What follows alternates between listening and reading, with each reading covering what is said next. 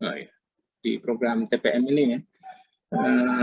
Kalau dulu kan terpisahkan production, ya dia nggak mikirin kalau mesinnya rusak atau gimana. Sekarang si maintenance ya itu aja, dia nggak pedulikan semua.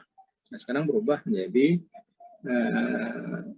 total productive maintenance ya. Total productive maintenance menggunakan peranan banyak mengambil dua key konsep, itu 5S dan TPM sendiri.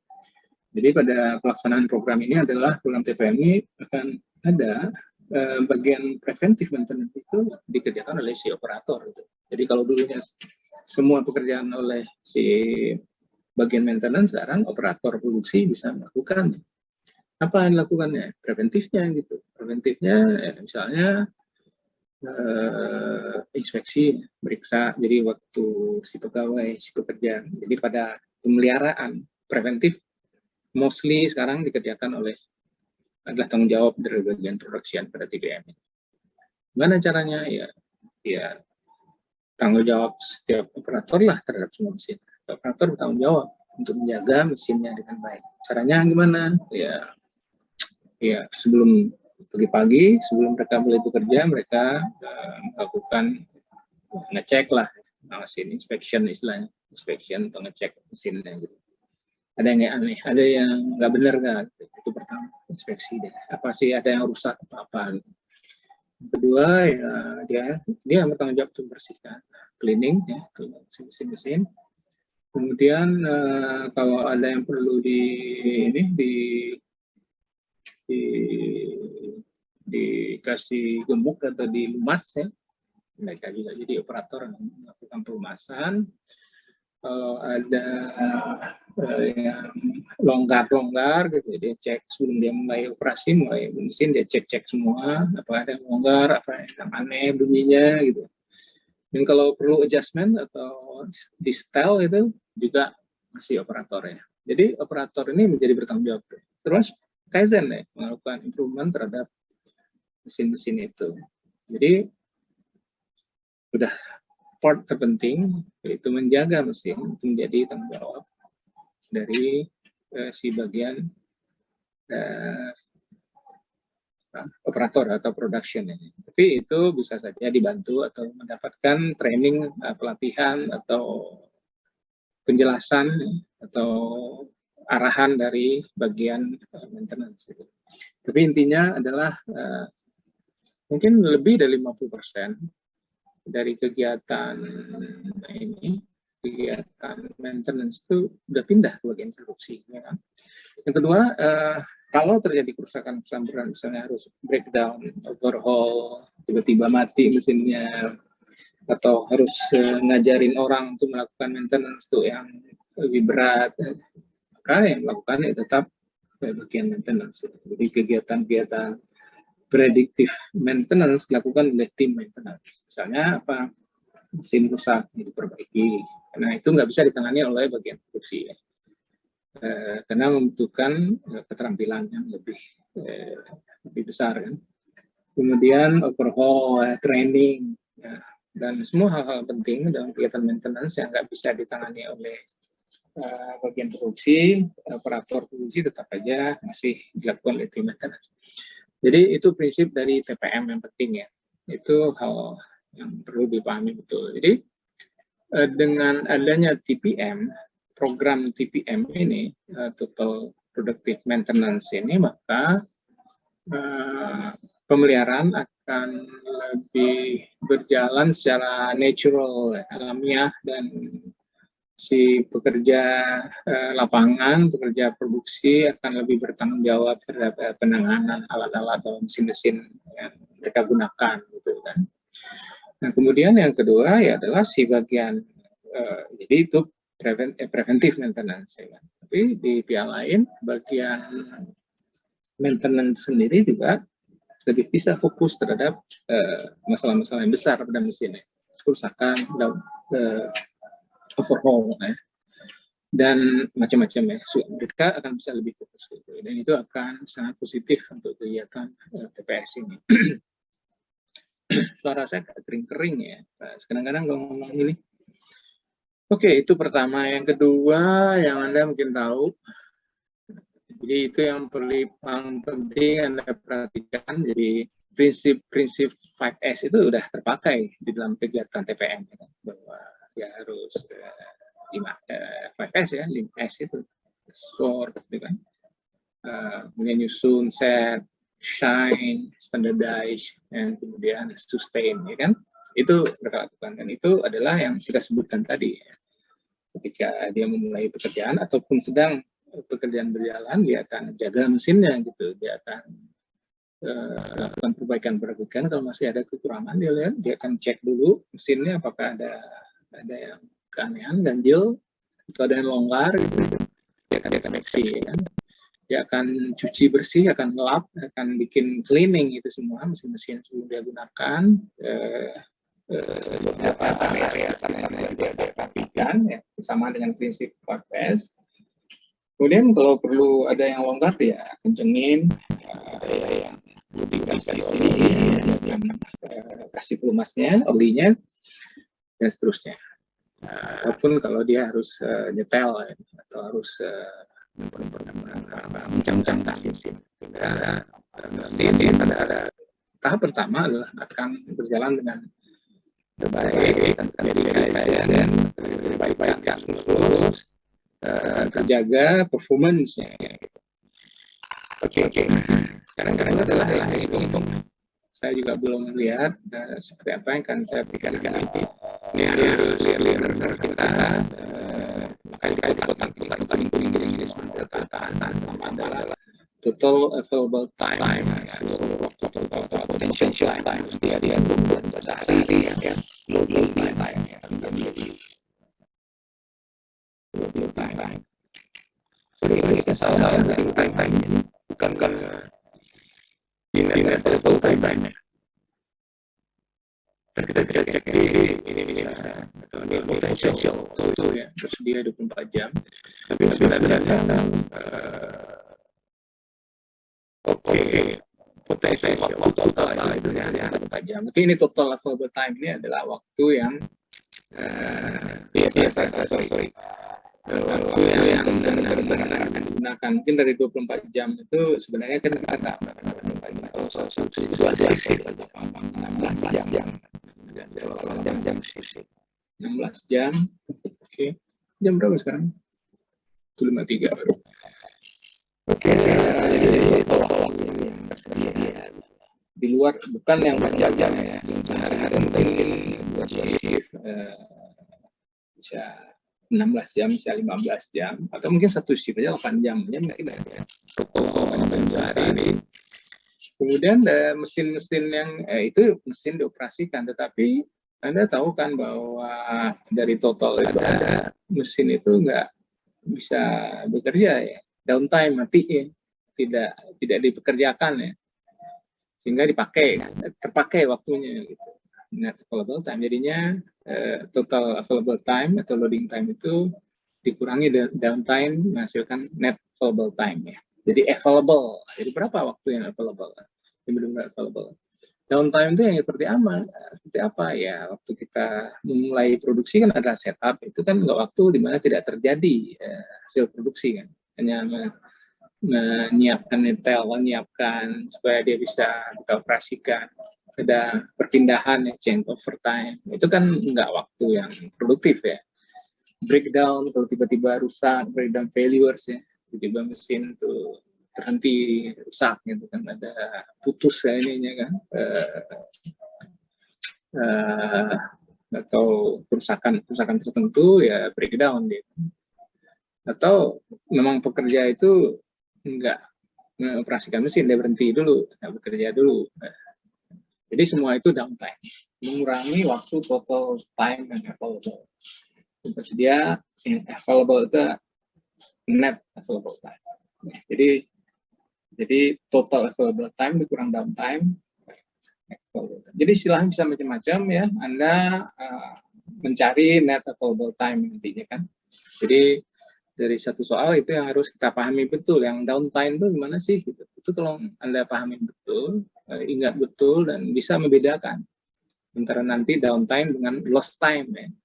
Ini nggak lost, dia nggak produktif ya, downtime itu nggak produktif, breakdown. Ya. Nggak produktif karena ya nggak jalan mesinnya atau alatnya atau pekerjaannya itu nggak running gitu kan. Nggak running kenapa ya? Karena mungkin pekerjaannya nggak mengerjakan, dia diam aja kan. Gitu.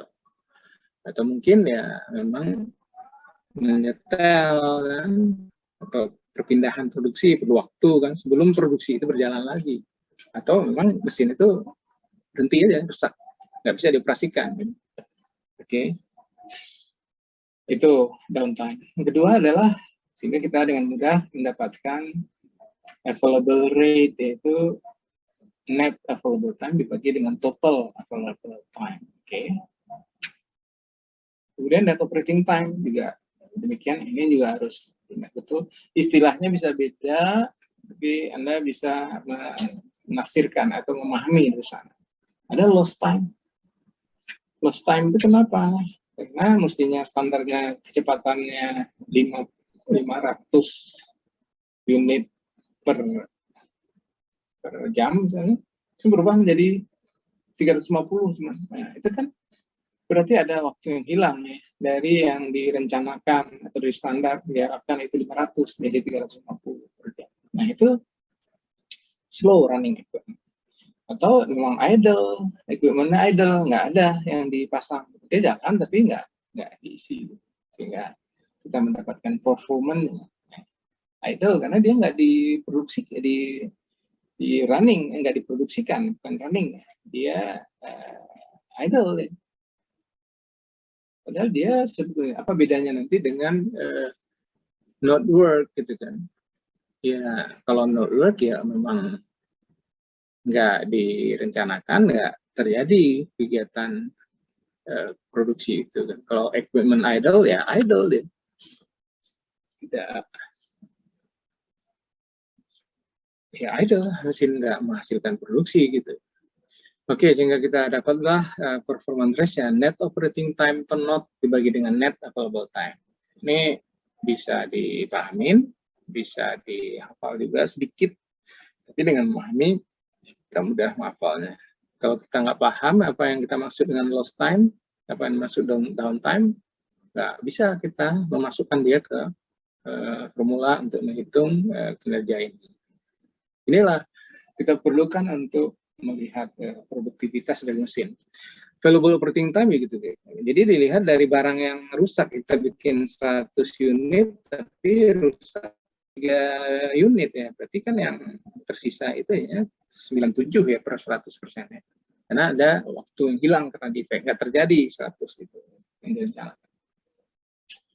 Oke, ini sangat penting, nggak kelihatan hitung-hitungan kecil, hitung-hitungan gampang, hitung-hitungan biasa, tapi yang paling dasar buat saya adalah ketika Anda mengevaluasi atau melihat kondisi mesin di satu pabrik atau di satu perusahaan atau peralatan dimanapun Anda bekerja di satu supply chain, Anda akan perhatikan ini tiga kriteria bagus atau tidaknya sih maintenance kegiatan mesin produktifnya dia. Kalau dia jelek, ada banyak downtime nih, itu kan berarti ada something harus dikoreksi kan supaya kita bisa naikkan dia gitu. Net operating time, ada lost time yang banyak kan, tidak dioperasikan kan, atau dia lambat bekerja. Kemudian ada juga si quality-nya banyak rusak kan, Sehingga hasilnya adalah APQ. Jadi ini akan digunakan ya, satu alat buat kita yang dipakai untuk seluruh kegiatan maintenance. Baru kita bicara tentang lean, kita bicara TPM, penerapan TPM dengan kinerja OEE ini. Tapi dia pakai. Ini penting untuk kita untuk melihat pada pandangan pertama ya, pada fokus pertama.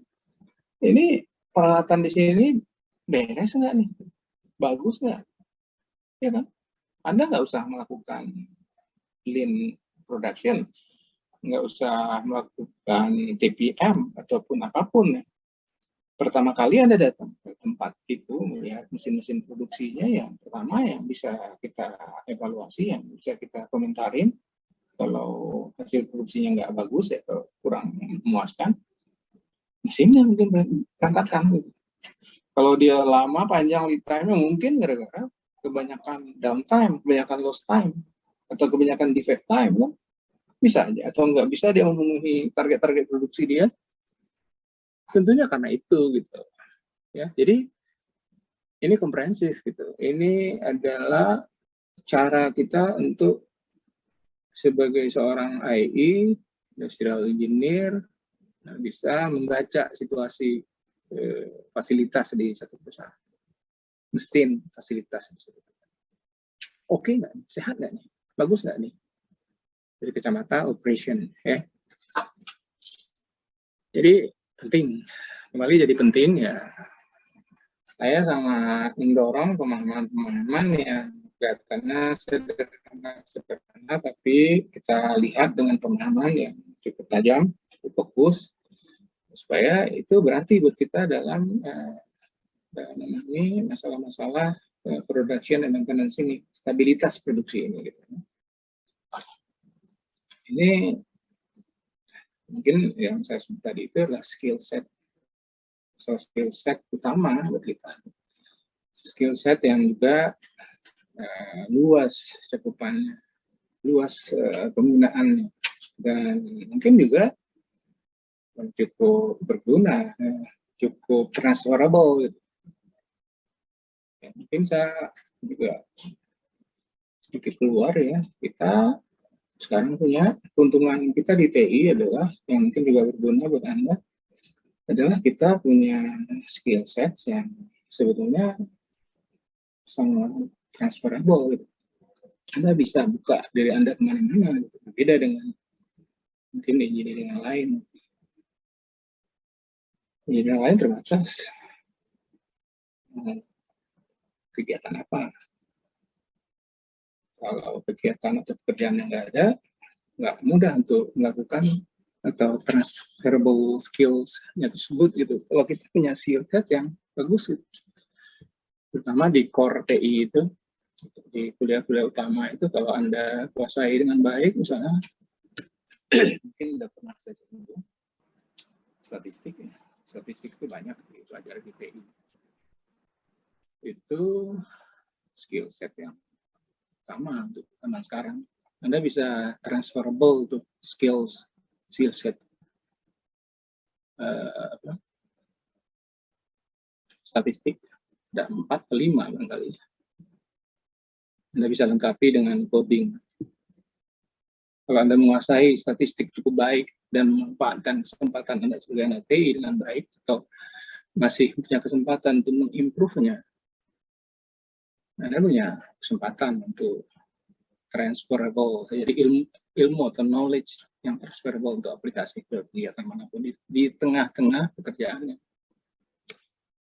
Sulit di pandemi ini berubah, semua pekerjaan berubah. Ke data analitik Anda bisa, tapi Anda harus bisa coding, nggak terlalu jauh lompatannya. Jadi itu yang dikuasai, dipahami, atau belajar lagi, atau cari kesempatan belajar lagi, itu masih ada waktu. Kedua, operation dan supply chain. Kebetulan banyak kuliah saya di PIC, dulu Sispro atau supply chain, sistem rantai pasok, link operation, udah sederhana, gitu. Tapi transferable, gitu. Dia dipakai, bisa Anda gunakan untuk apa saja ada kegiatan operation dan kegiatan supply chain. Anda bisa beralih kemanapun. Okay. Mungkin OR itu memang kegiatan yang pekerjaan yang banyak Anda bisa dapat dari sana. Itu artinya terapan juga bisa diterapkan. Okay. Dan mungkin yang keempat itu teknik. Teknik sebetulnya kelihatan simple, sederhana, tapi dia juga transferable. Nggak ada orang teknik biarpun belajar ekonomi teknik selalu beranggapan bahwa yang penting kita menciptakan produk atau membuat satu produk, nggak pernah mikirin bahwa layak nggak dia kalau di scaling up, scale up. Saya nggak tahu sampai sejauh mana kedalaman kita atau pemahaman kita terhadap skills ini gitu.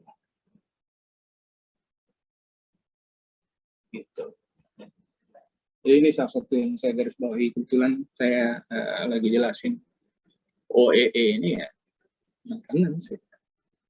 We talk about maintenance dan stabilitas produksi. Kita bisa di penglihatan pertama see ya, dan lihat ya, see dan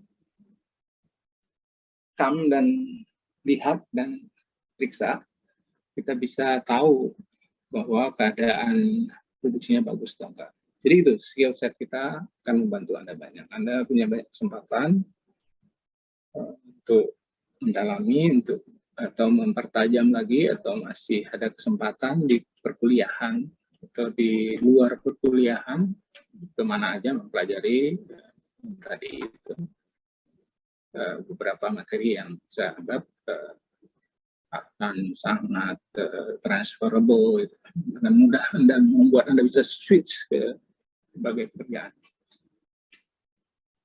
Salah satu yang saya bilang kalau bicara statistik, ya, mungkin orang juga butuh sekarang ini adalah coding. Sayangnya di FT gap ini masih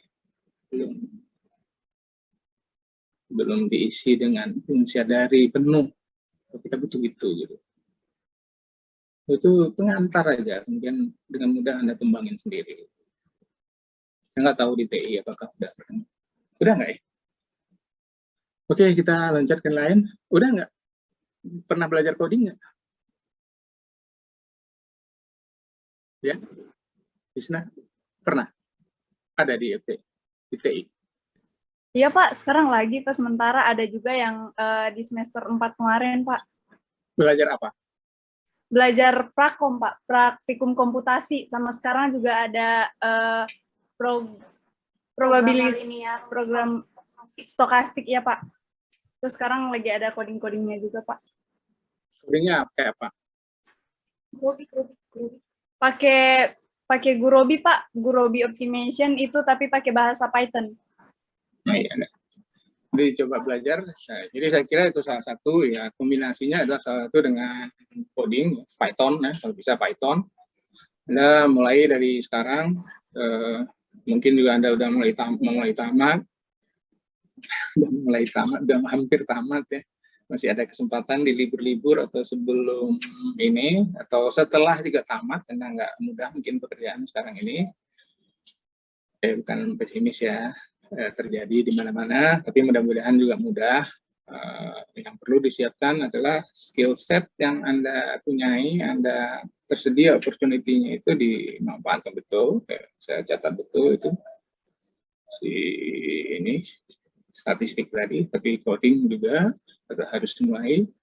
Dan tadi yang mata kuliah tadi itu akan membuat kita dengan mudah, Anda akan mudah, karena dunia ini udah berubah. Apa yang akan Anda hadapi di pekerjaan juga berubah. Apakah Anda mau ke profesional nanti atau nerusin kuliah ya, satu lagi matematik ya, itu akan menguntungkan lah buat TI sebetulnya kalau itu disadari betul, baik terutama oleh mahasiswa.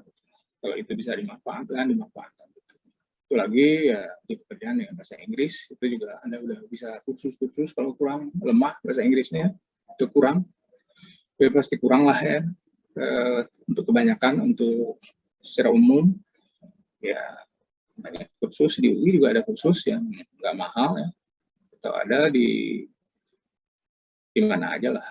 Oke, melenceng dikit ya, supaya ngasih motivasi ya, jadi mudah-mudahan. Iya Pak. Oke. Pak mau bertanya Pak, bertanya tentang defect time Pak, defect time yang ya itu Pak. Saya kurang jelas Pak, soal kan biasanya defect itu kan dalam jumlah ya Pak, dalam unit gitu Pak. Iya, Sekarang aja. Iya. Kalau Dikalikan rate-nya dengan 100, waktu yang ada. ya 100 dikelarin dalam 60 menit atau 100 menit, ya berarti kalau 3 ya 3 menit. Dikonversikan aja waktunya kan. Jadi based on waktu kan.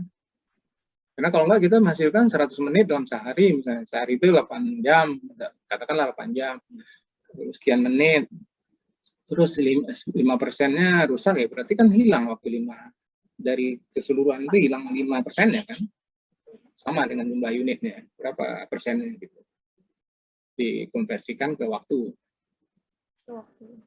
Oke ya? Iya baik Pak, makasih Pak. Nah, ini yang saya tekanin sampai ini soalnya tolong dikerjakan ulang dan dipahami betul gitu kan. Oke, sekarang ya bahas si ini nih, TPM udah. Sekarang keluar dulu ya. Selanjutnya yang bagian berapa lagi nih? Tadi stabilitas. Oh, udah kita masuk ke building block ya. Ini mata kuliah kita hari ini. Karena banyak dari ini adalah sorry. Kita terus ke sini building block ini. Ini aja. Saya berangkat dari GIT dan TPS. Sudah.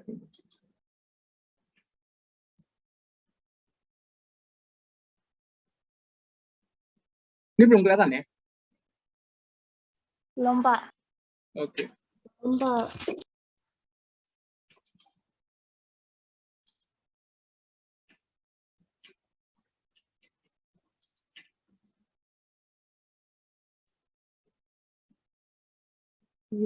Oke. Oh, saya dari sini. Ngaco aja. 10 aja 10. 9, 10.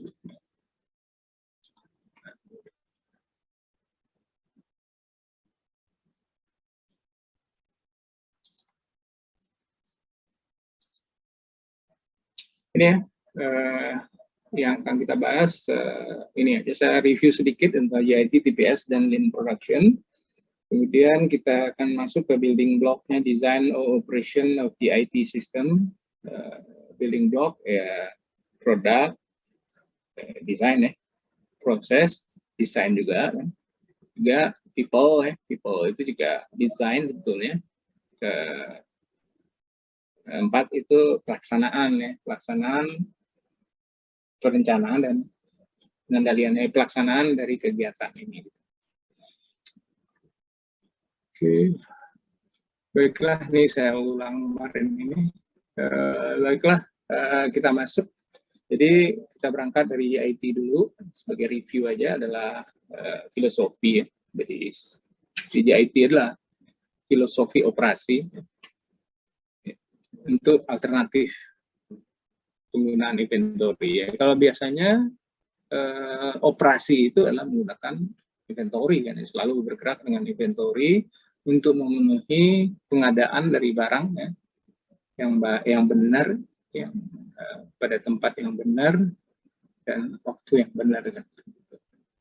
Tapi sekarang diganti dengan approach GIT ya, filosofi operasi sebagai alternatif dari penggunaan inventory untuk memenuhi tujuan pengadaan barang yang benar, waktu yang benar, tempat yang benar. Oke.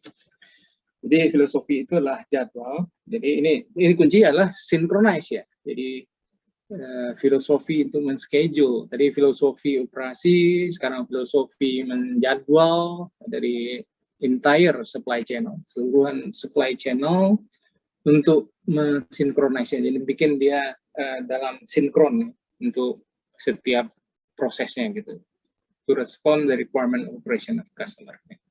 Jadi kata kuncinya adalah filosofi scheduling, ya, filosofi penjadwalan yang membuat entire keseluruhan supply itu sinkron, ya, sinkron untuk merespon permintaan. Ya. Oke.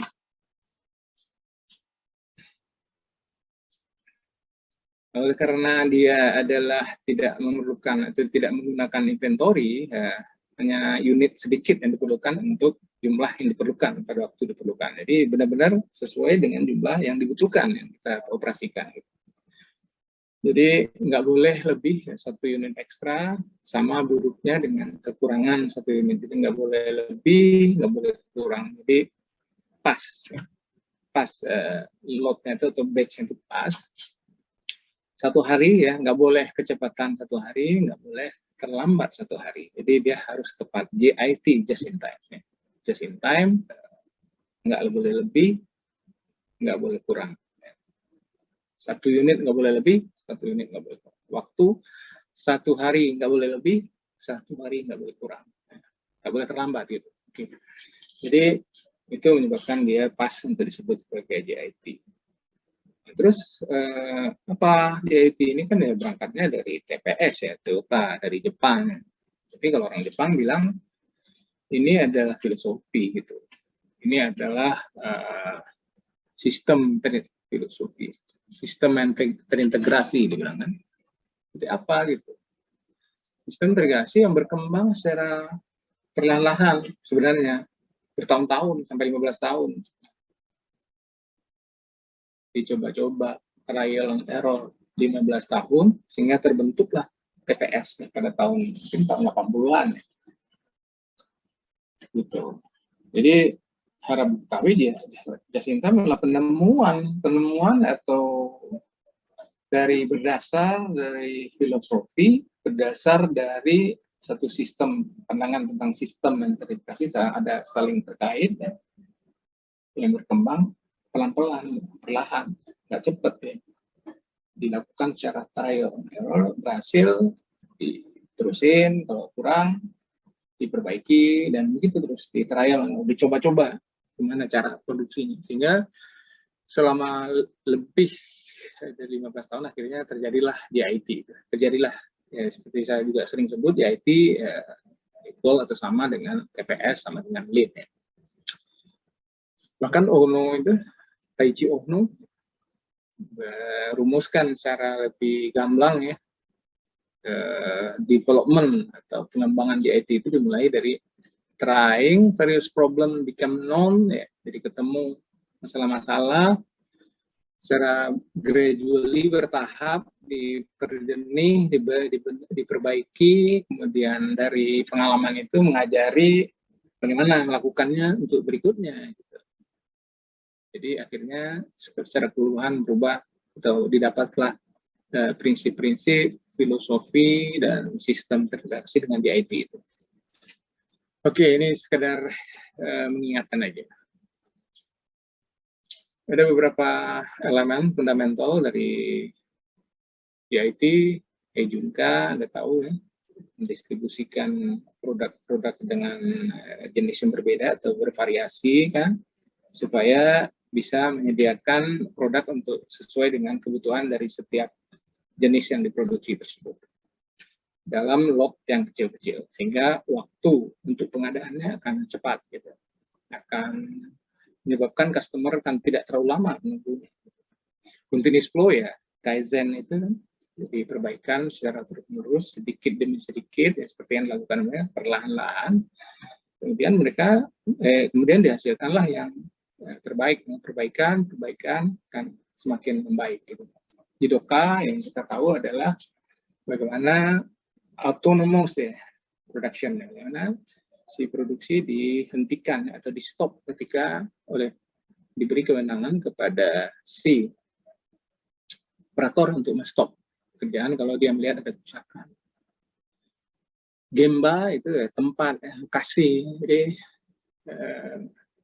langsung ke tempat atau ke lokasi. Jadi setiap pekerja TPS, setiap orang yang ingin memecahkan masalah TPS ya harus tidak berdasarkan data yang dia kerjakan di kantor, tapi dia harus datang ke lokasi, ke tempat, dia lihat langsung. Nah, sedangkan Genji Genbutsu itu adalah ya benar-benar see dan perhatikan, gitu, pelajari, gitu, perbaiki. Gitu. Jadi datang ke tempat tersebut, kemudian melihat masalah apa yang terdapat di objek tersebut, kemudian melakukan perbaikan.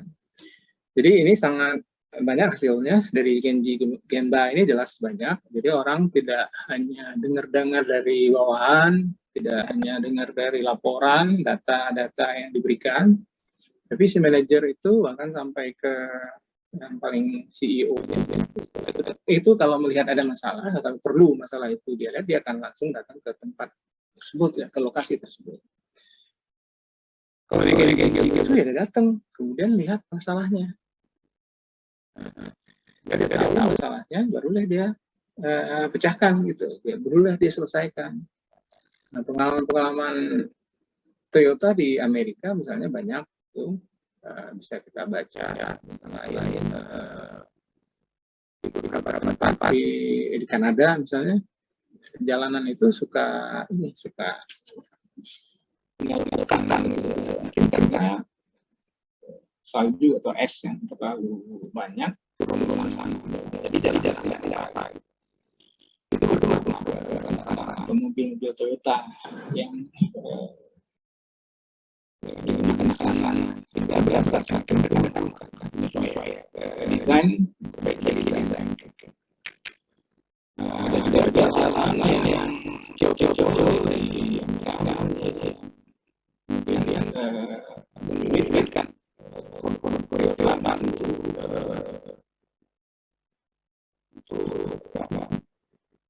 berputar untuk U-turn dengan kenangan secara sudut menjadi bisa juga tempat-tempat yang angin kencang sehingga mengganggu stabilitas orang lagi mengendarai itu di masa-masa tempat angin kencang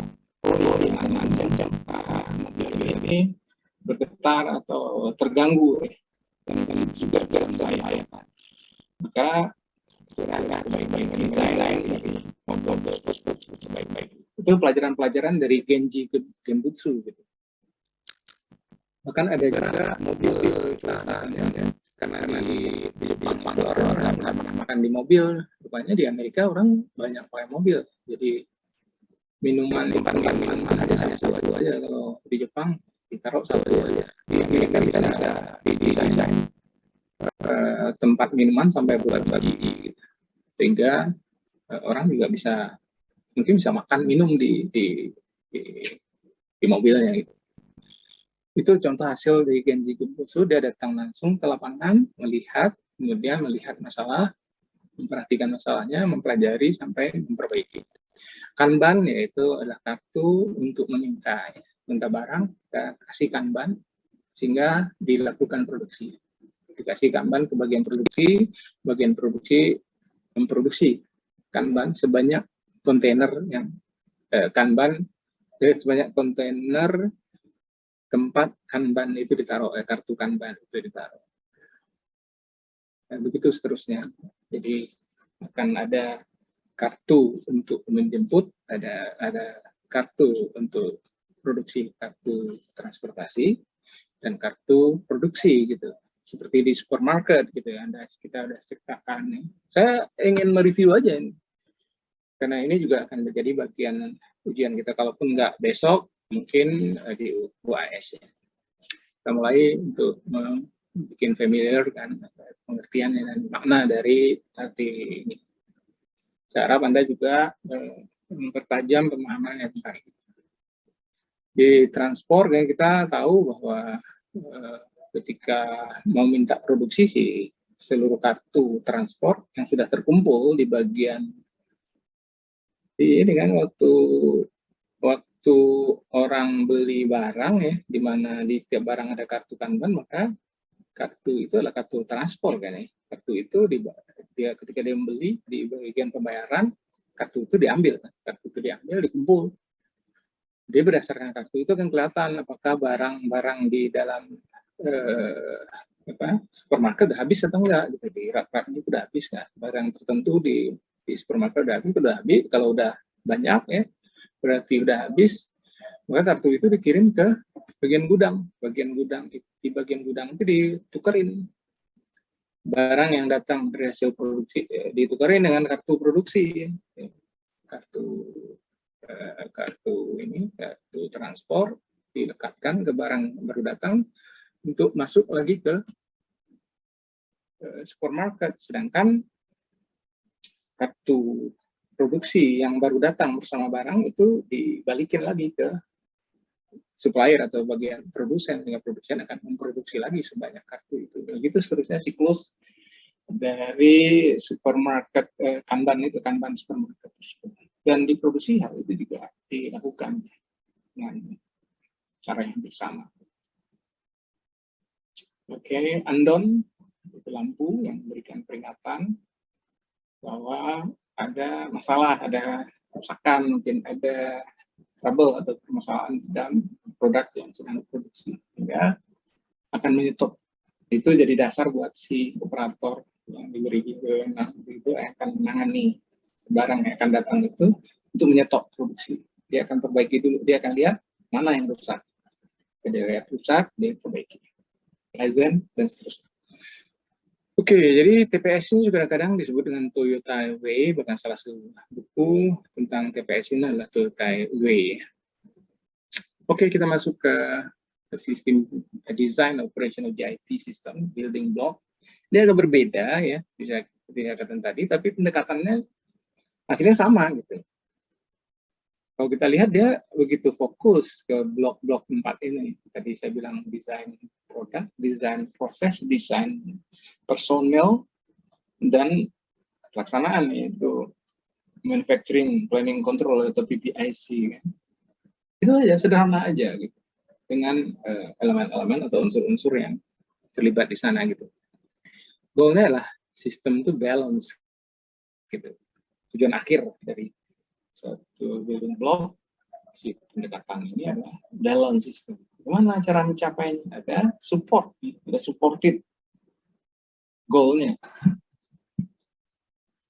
Kalau ada pertanyaan saya boleh nanya ya, atau kalau ada yang, tapi ini kebaca ya, kebaca ya. Nah, ya.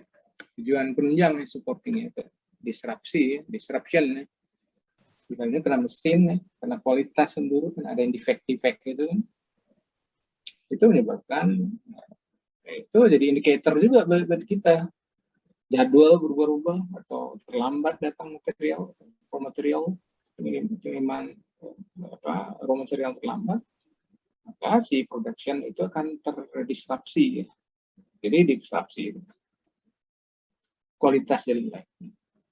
Mesinnya kok breakdown, suka downtime, suka mati, rusak, tiba-tiba sebentar, jadwal berubah, itu menyebabkan ini harus ditangani gitu.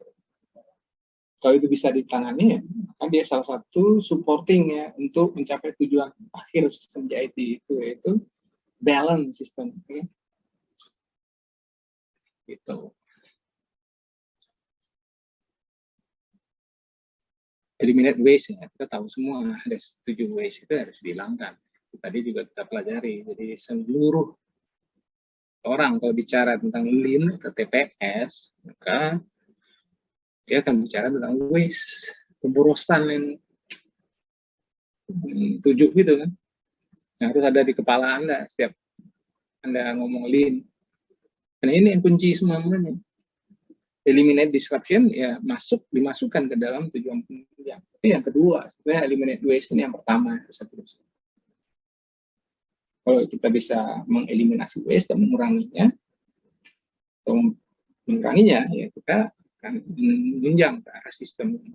Berikutnya adalah bikin sistem itu fleksibel, sistem bisa menangani, membuat produk macam-macam, mix produk, ya.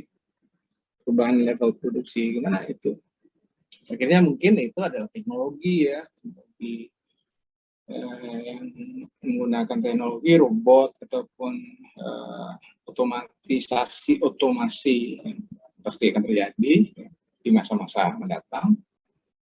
Maka masalah kita bisa bikin sistem itu fleksibel, kita bisa bikin cell production, grup teknologi, kan? Karena dikelompok-kelompokkan mesin-mesin dalam sel-sel yang kecil-kecil, sel beberapa jenis, mesin menghasilkan satu jenis produk, sehingga menghasilkan fleksibel produk, mix produk yang juga banyak dan dilakukan menghasilkan produk bervariasi itu. Mix produk tadi istilah dengan level produksi yang masing-masing. Supaya dia cepat ya setupnya harus kurang, lead time-nya harus kurang. Balik lagi, ya, mungkin itu adalah waste yang dihilangkan, itu kurang. Setup ya load yang diperkecil kan, supaya dia setupnya diperkecil. Di awal-awal kuliah kita belajar itu. Kita belajar menghitung Q load size, kecilkan, maka akan berubah juga setup time akan kecil. Bukan rupiahnya pun bisa kita hitung. Itu waktu setup. Jadi inilah yang menjadi goals, GIT goals and building blocks itu. Pertama yang kita ingin capai balance rapid flow, balance ya, production balance. Kemudian itu bisa dicapai asal kita secara ini bisa mengeliminate waste, mengeliminate disruption, seperti yang tadi itu quality yang kita perbaiki atau jangan terlalu banyak defect kan. Jadwal berubah-ubah atau kekurangan pasokan raw material ya, atau produksi terhenti gitu kan. Make the system flexible. Apa? Ada 4 blok itu yang tadi saya bilang. Ini harus di ruang kepala gitu. Produknya, prosesnya, orangnya ya kita desain. Desain daripada produk, desain dari proses, desain dari orang. Itu lagi adalah pelaksanaannya itu dengan PPIC ya, manufacturing planning dan control lah seperti PPIC. Tapi dalam hal ini adalah dengan pendekatan TPS ya, dengan pendekatan GIT. Product design itu apa? Nah ini juga mungkin nggak sampai semua, yang paling tidak Anda paham sebetulnya yang perlu diperbaiki supaya lean dia di building block di produk apa ya. Depannya standar lah ya. Kalau nggak bisa lah Anda memproduksi dengan mudah kan. Salah satu kemajuan produksi ya itu adalah karena standardized product ya kan, standardized part ya. Sehingga kita bisa pakai part yang sama dan ukuran baut yang sama untuk berbagai produk. Jadi ada standar-standar ya. Ukuran tertentu kita bisa yang mudah dapatkan. Kalau setiap merek menggunakan standar sendiri ya nggak bisa change over kan. Modular design, semakin banyak produk sekarang itu dibikin modular ya, satu paket gitu. Dulu mobil itu bisa dibongkar-bongkar kan, mesinnya rusak satu ganti aja partnya, subpartnya ganti bisa. Sekarang enggak, orang harus satu paket, dia lebih mahal tapi lebih cepat gitu. Produksinya pun juga demikian karena ada dijadikan modul-modul.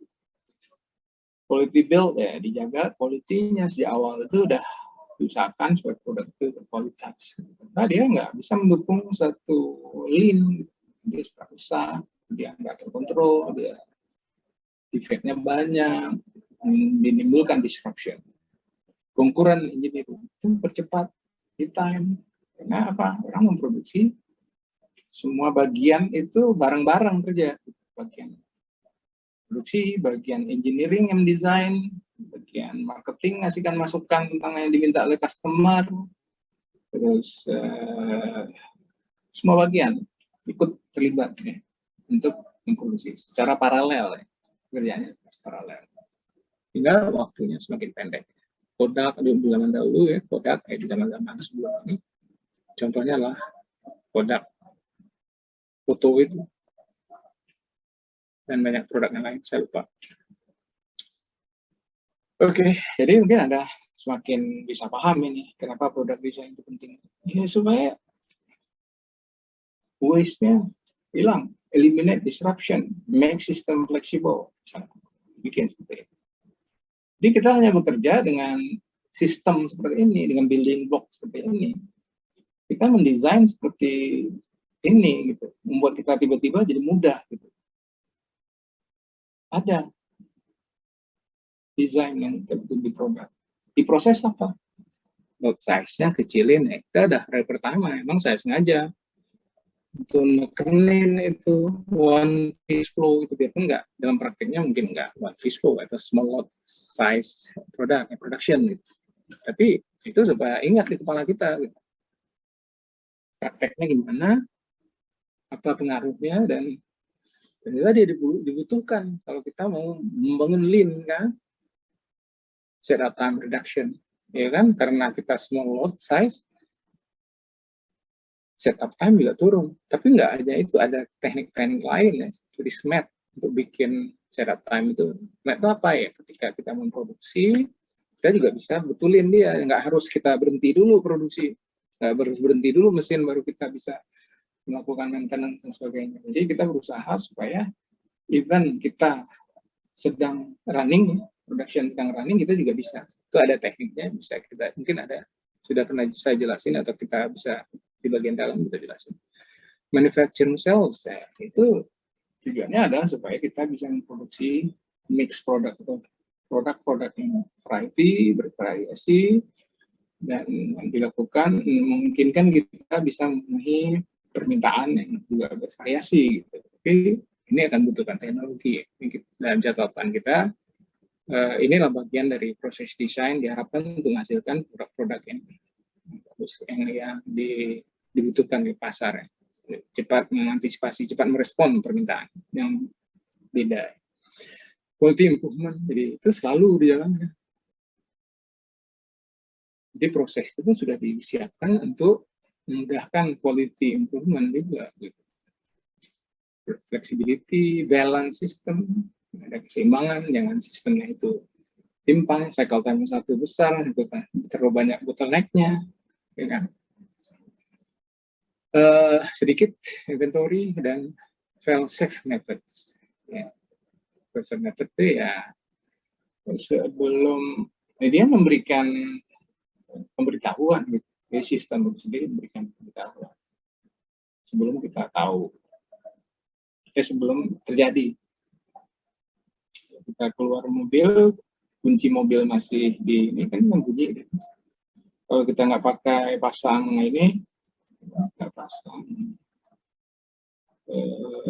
sabuk pengaman kan, safety belt ya, langsung bunyi kan, langsung lampunya hidup kan, berarti kita terus pasang kan, nggak bisa nggak dipasang. Jadi itu contoh dari fail-safe methods. Mungkin ada contoh nanti. Personal element workers as asset. Jadi worker ini memang tetap jadi aset ya. Jadi utama, bukan sebagai cross train. Jadi cross train ini ya bisa bekerja untuk berbagai kegiatan berbeda ya. Sehingga ketika salah satu kegiatan load-nya terlalu besar, bisa diambil tenaga lain dari tempat lain yang masih kosong ya, masih kurang continuous improvement, cost accounting dan sebagainya. Oke, sekarang saya masuk ke manufacturing planning level loading ya. Jadi loading yang tetap gitu, diusahakan tetap ya, sehingga nggak fluktuatif, nggak berubah-ubah. Tool system yang produksi ketika dibutuhkan itu mengurangi inventory juga, dan dari pemborosan. Visual system, sistem kita itu harus bisa visual, bisa terlihat apa yang limited VIP, dan sebagainya. Oke, itu saya sengaja tekankan benar beberapa hal ini supaya di kepala Anda konsep ini bisa dipahami.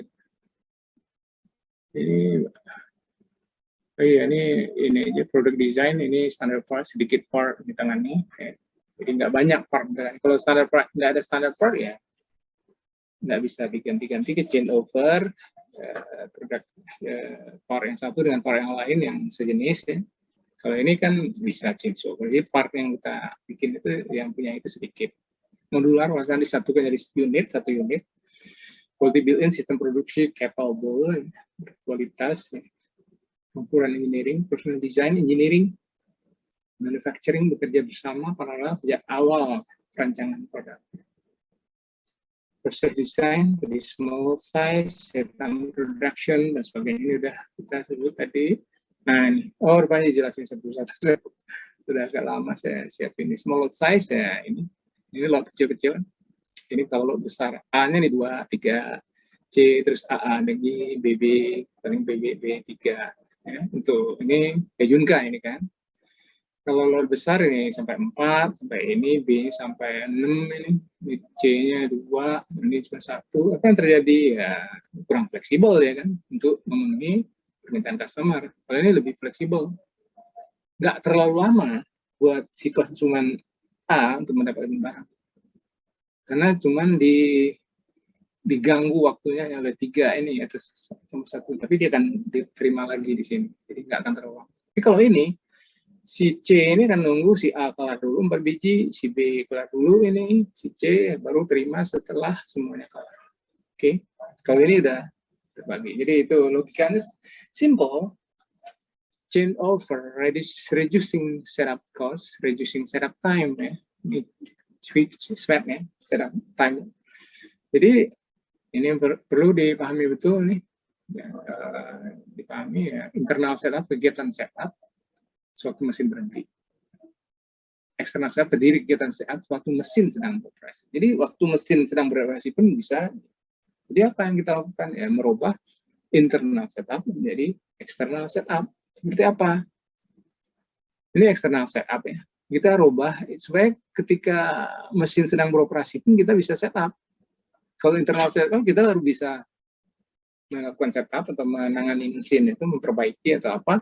Itu ketika mesin itu harus sedang mati. Nah, cara gimana kita ini internal setup nih harus hidup nih, ngapain setup kita harus lagi mesin mati ya. Kalau ini mesin hidup, operation improvement step 2 mulai menurun semua. Kemudian kita mulai lagi ini equipment ya, kita kurangin lagi internal setup, kemudian sampai zero setup time. Okay. Kemudian manufacturing cell, ini banyak multi manufacturing cells. Sel terdiri mesin dan tool berbeda untuk memproses keluarga parts. Ya. Jadi mesin dan tool yang digunakan itu beda-beda dan jumlah yang kecil-kecil. Karena itu disebut sel. Kalau proses layout kan jumlah yang proses tertentu mesinnya banyak, dan untuk proses yang lain juga mesinnya banyak gitu. Tapi sekarang diambil hanya kecil-kecil aja, sebagian aja mesin-mesin yang banyak itu menjadi kecil-kecil, menjadi sel-sel, kemudian mereka mampu memproduksi produk yang berbeda-beda ya kan gitu. Mengurangi change over time, utilization of equipment yang tinggi, dan memudahkan cross training bekerja gitu. Nah, seperti sel nih, sel 1 kan, sel 1 nih yang paling kiri pojok atas ya, worker 1 menangani 5 mesin, worker 1 5 mesin, 1 2 3 4 5, worker 2 4 mesin, 1 2 3 4 ya, worker 3 5 mesin juga, 1 2 3 4 5. Oke, sel 2 juga gitu kan, dan seterusnya. Jadi dibikin sel-sel kayak gini. Jadi si worker 1 bisa menyelesaikan itu pekerjaan. Si worker 2 juga bisa menyelesaikan satu pekerjaan, ketiga juga demikian. Apakah dia menyatu nanti akan menghasilkan satu ini? Bisa saja ya. Apa yang selesai di worker 1 nanti digunakan deh sebagai komponen ya, atau part atau assembly, sub-assembly untuk worker 2 digabung dengan sub-assembly di worker 2, kemudian jadi assembly di worker 1, bisa saja gitu. Di worker 3, sorry. Ataukah dia satu-satu menghasilkan produk. Tapi yang penting dia dijadikan shell-shell. Dan mesinnya berbeda-beda. Walaupun digambarkan kotak yang sama, tapi mesinnya berbeda. Oke. Jidoka ya, sistem minimal defect oleh Jidoka, berarti deteksi defect secara otomatis selama produksi, just in time, Jidoka.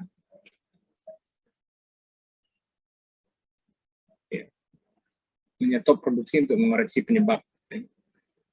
Kan pertama mendeteksi defect, kedua kewenangan pekerja menyetop produksi untuk mengoreksi penyebab.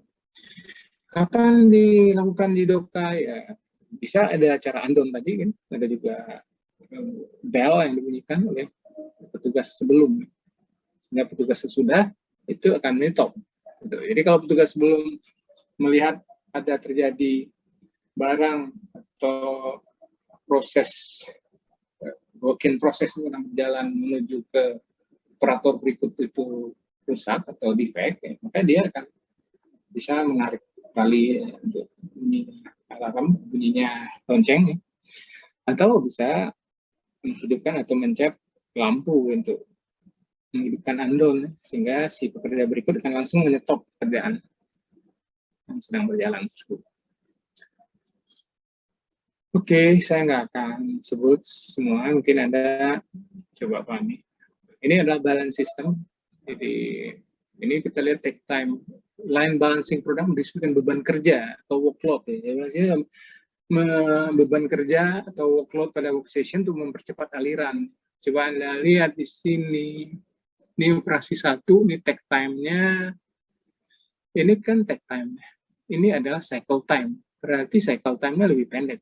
Ini take time-nya lebih panjang. Jadi take time itu harus lebih besar dari cycle time. Karena dia lebih besar, maka diusahakan seperti ini, bawah ini. Pindahin sebagian ini ke operasi 1, ini juga ke operasi 2. Dan ini juga ada dipindah, karena ini masih ketinggian rupanya, yang ini 3 ini pindahkan load-nya ke, supaya semuanya berada di bawah. Nah, ketika kita lihat, ini oke, ini tradisional ya. Maka pada lean balance kita lihat di sini sama dengan ini kan, dipindahin. Langsung pindah. Oke.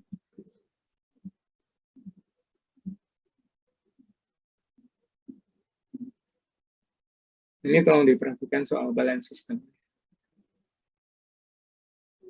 Penggambarannya ya tradisional, dia pindah-pindahin aja seperti ini.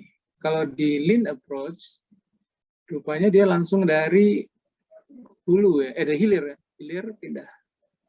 Sehingga berada pada batas yang diusahakan adalah asal take time-nya tercapai gitu. Ya. Oke, inventory ini ada kita tidak perlu jelasin. Ini hitungan biasa yang pernah kita pelajari. Ini tetap harus pelajari, terutama mungkin untuk AS ya. Ini perbedaan antara load size yang besar dengan small load size seperti ini. Jadi contoh dari fail safe methods atau Poka-Yokas, yang ada Poka-Yoka ya pembacaannya Poka-Yokas. Alarm bila berat paket terlalu ringan, jadi ada yang kurang. Jadi pabrik-pabrik atau produksi, bagian produksi akan melakukan pengecekan produknya apakah sudah memenuhi kriteria ya, berat atau berat paket. Sinyal kunci mobil sudah ambil maka bunyi ya. Seat belt sudah dipasang ya, peringatan ya, ada merah. Sinyal ATM, kartu tertinggal di ATM juga. Detektor toko berbunyi bila monitoring. Kalau kita masuk juga kan ada juga bunyi kan. Kalau kita ngambil barang juga yang tidak melewati ini, penjaganya melewati bagian pembayaran, ya otomatis akan berbunyi kan. Komputer tidak berfungsi oleh password juga salah, nggak bisa kita buka komputernya. Spring listrik putus ya, karena overload dan lain-lain. Oke, saya mau masuk ke ini ya, manufacturing plan level loading ya. Hejunka, ini Anda ingat betul. Full system, visual system, limited WAP. Mungkin Anda bisa jelasin gini-ginian. Close handler relationship, reduce transaction processing, preventive maintenance, skipping. Contoh level loading sama dengan Hejunka ya. Jika Anda sudah menguasai itu, ini masih kita perlukan nanti untuk AS juga. Oke, ini pull system.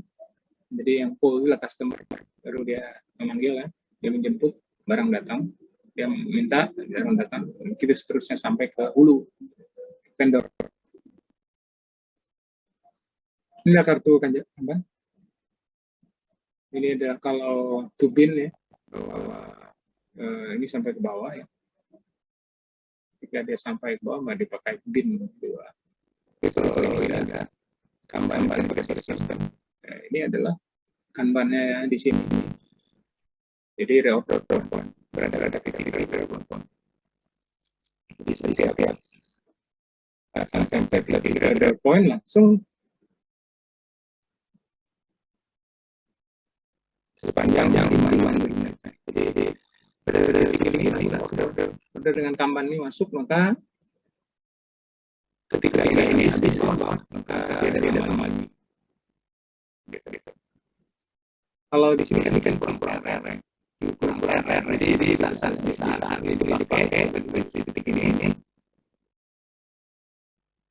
sampai ke baru RR datang. Q kurang R, pada saat sampai Q kurang R. Nah, pada saat titik ini selesai. R. Sehingga naik lagi. Oke. Jadi lagi. Ini sama, ya pengulangan aja. Menjelaskan tentang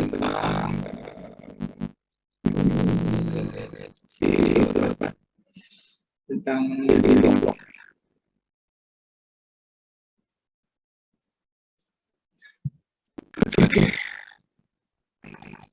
Saya kira itu yang kita sampai di situ kuisnya. Kemungkinan kita bisa berdepan. Ya, saya masih akan siapin dulu. Cek. Bisa juga saya kasih gambaran nanti apa kalau udah ada soalnya saya kasih gambaran untuk penekanan lagi. Sudah makin mendekat ke UAS sebetulnya. Jadi memang seluruh materi akan kita ujikan aja lagi komprehensif. Bisa bentuknya multiple choice.